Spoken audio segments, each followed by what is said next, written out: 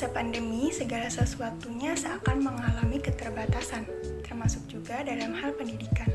Hal ini dikarenakan karena adanya ketergantungan peserta didik dan pendidik dalam koneksi internet, perbedaan gaya belajar dari masing-masing peserta didik, serta latar belakang dari kondisi geografis di masing-masing wilayah.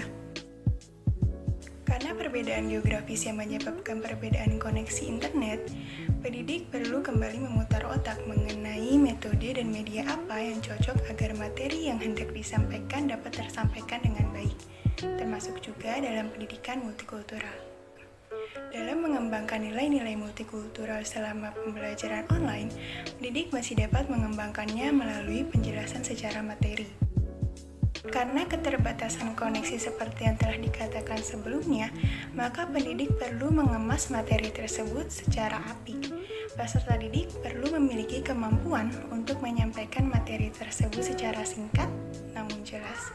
Pendidik bisa sedikit memberikan materi teoritis di awal, yang kemudian pendidik akan memberikan contoh kasus nyata yang pernah terjadi di lingkungan sekitar, sehingga peserta didik dapat memahami materi yang disampaikan secara nyata pula. Selain itu, pendidik juga bisa menggunakan metode diskusi, di mana di pertemuan sebelumnya pendidik bisa memberikan tugas kepada peserta didik untuk membaca suatu kasus yang tengah marak terjadi, yang akan dibahas di pertemuan selanjutnya. Pendidik juga bisa meminta para peserta didik untuk mengeluarkan tanggapan mereka maupun solusi mengenai kasus tersebut. Lalu, pendidik juga dapat bertanya kepada peserta didik lain mengenai pendapat yang diutarakan oleh peserta didik sebelumnya.